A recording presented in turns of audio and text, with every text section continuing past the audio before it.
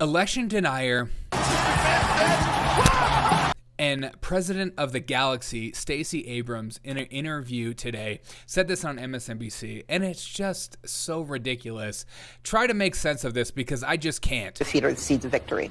We have seen victory, but we cannot rest on that victory and think that it is impermeable and impervious to harm. I'm a very intelligent person. What we know is that the attack on diversity, equity, and inclusion, DEI, is an attack on democracy, it's an attack on education, it's an attack on how our economy works, because what Reverend Warnock and John Ossoff, what Senator Ossoff and Senator Warnock represent, are pathways to the American dream. They are proof points. Are you actually saying that? And those proof points scare those who want this world to be more narrow and more restrictive. And so we have to recognize that our opportunity to hold to those successes requires our constant attention, our constant tending. You know, voting is not magic. Voting is medicine. But it also means that it's a constant engagement, that we can't have a moment of success. We have to keep working constantly at moving ourselves forward. Are you hot? If elections and voting is your medicine, we'll take your medicine, girl, because you lost.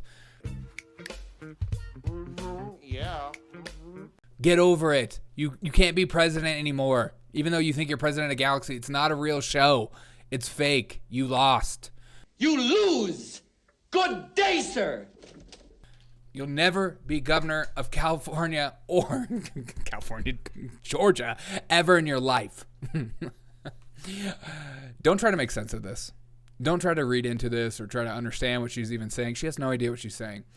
They're just throwing these things together. Democrats and people on the left like to throw the entire kitchen sink at one thing. It's like, this issue directly affects the LGBTQI plus community, women's reproductive rights, and my body, my choice, and the Republicans are attacking Social Security. It's like they just like throw all these things together and they just hope you get riled up and get angry, and then you point your finger at the other person across the aisle and go, you're racist, you hate DEI because you don't want black people to succeed. Is that what it's actually doing? Or are we just promoting and pushing people up to the top who don't actually deserve it? What if we just judge people on what they do and their character and if they're a good person or not or whatever, and that be the judge of if we promote people or put people into positions or if they're qualified or whatever?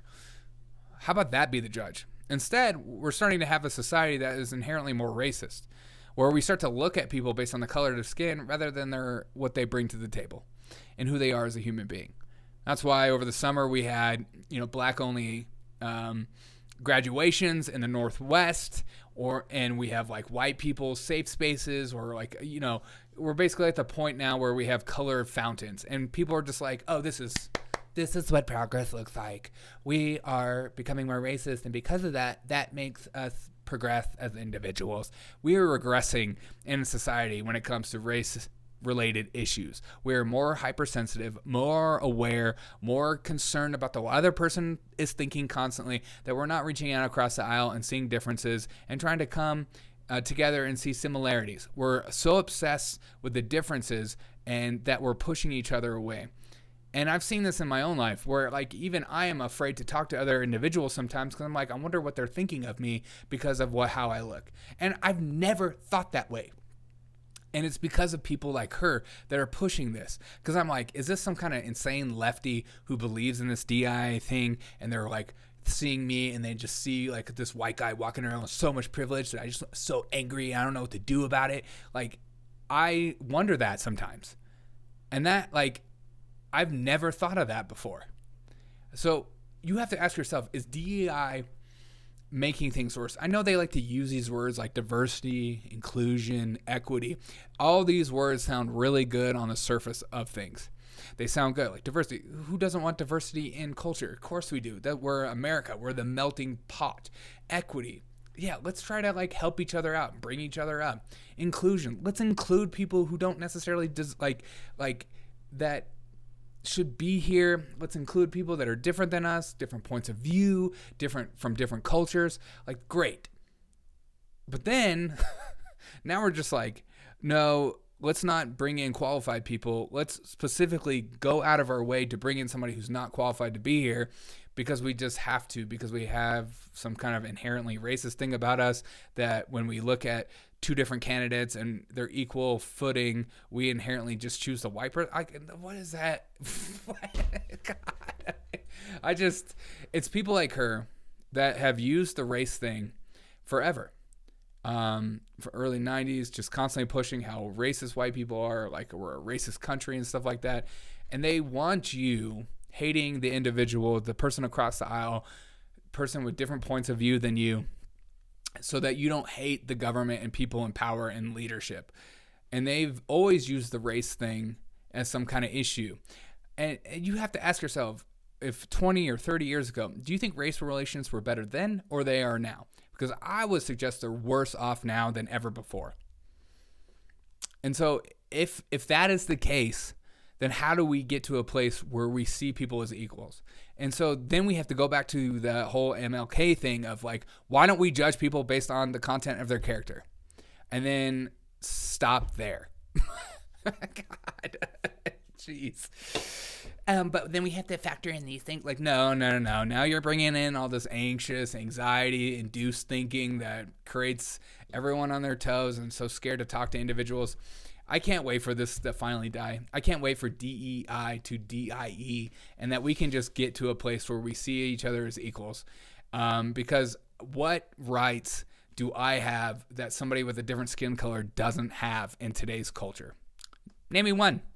And you know what the thing is that no one talks about is there are more white people on food stamps than there are any other race. Why is that? Is it because they're so privileged they just get government stamps? Please help me, because I don't know how to talk to some of these people sometimes. What do you think is the best way to go about this whole conversation and pushing this back besides calling it a cult? Because it is a cult. Obviously, they don't want to have a conversation. This is always a one-sided thing. They don't come to you in good faith in these kind of arguments anyways. It's if you don't believe what I have to say, then you're inherently racist or you're one of those MAGA extremists. And even if you're not, they don't care. They want you to submit to their ideology. And if you don't, we'll see where it goes from there. I hope these people stay out of power, because the more power these kind of people get, the more I think dangerous they become because of their power dynamic obsession of making the other submit to their will. Let me know your thoughts on this. Stacey Abrams, again, you're like the female Michael Strahan with that gap tooth. I have one too. Shout out to gap tooths everywhere. But I hope you never win. You're going to be like Beto O'Rourke. You're just going to constantly somehow get pushed to the front because you're supposed to be celebrated. Don't know why. It makes you wonder what these people like Beto O'Rourke or, her did in order for them to constantly be pushed as, these pillars of greatness in their community, because I don't get it, because they just have a constant track record of losing. So have a wonderful day. And remember, these people are fake.